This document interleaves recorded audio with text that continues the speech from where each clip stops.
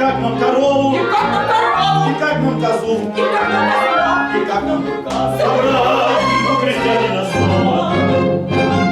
Вчера вы собрали все то, что мычит, сегодня другое задание. Скорее забирайте все то, что молчит, потом забирайте все то, что осталось, и так поступайте не далее.